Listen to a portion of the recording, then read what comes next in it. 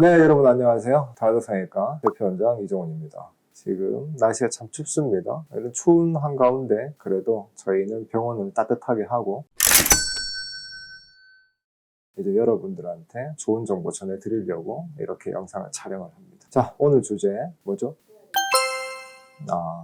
10년마다 보형물을 바꿔야 된다. 10년마다라는 그 말이 솔직히 어디서 나왔는지는 저도 정확하게는 잘 모릅니다. 근데 제가 이제 예상하기로는 예전에 이제 여기 가슴 보형물을 할 때 10년마다 한 번씩 교체를 해야 되느냐 말아야 되느냐 이슈가 굉장히 좀 있었거든요. 그것도 한 10년 가까이 됐죠. 그 이슈가 있은지도. 제 기억으로는 당시에 썼던 그 생리식염수 팩에서 오염이 돼서 거기 이제 곰팡이들이 이제 쓸어 있었다. 그래서 체인지를 해야 된다. 이런 식으로 한번 이슈가 되었던 적이 있습니다. 저도 이제 기억이 좀 가물가물하지만.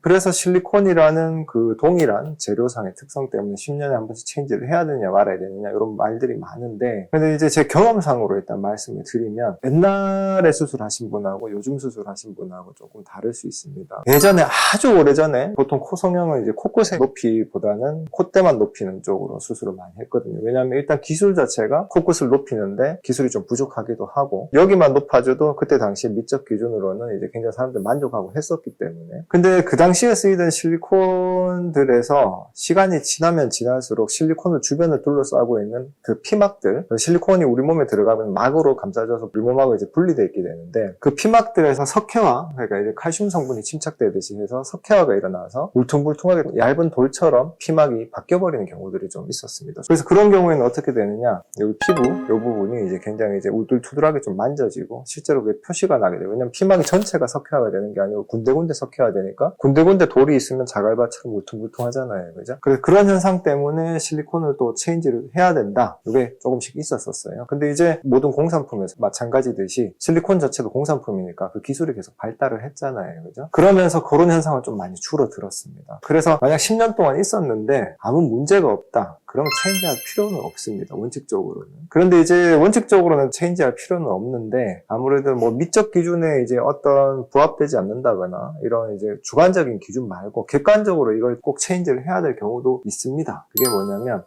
우리가 실리콘을 넣었을 때 피부의 세포수가 늘어나는 건 아니에요. 그냥 고무줄 잡아당길 때처럼 그 부피가 들어가서 피부를 늘리는 겁니다. 일단은 기본적으로 실리콘이 들어갔다는 자체가 피부를 얇게 만드는 작용을 하잖아요. 그럴 때는 이제 시간이 되게 오래 지나서 그걸 보게 되면 피부가 좀 되게 얇아져 있고 약간은 위험할 수도 있다 이런 생각이 들 때도 있거든요. 높이 욕심을 너무 많이 냈다면. 그럴 때는 아무래도 좀 낮은 보형물로 체인지하는 게 낫겠죠.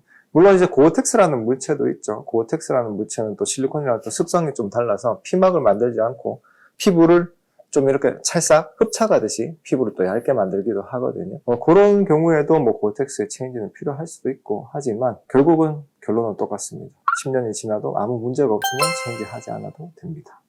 네, 이상 다이어트상의과 대표원장 이종훈이었습니다. 다음에 또 만나요.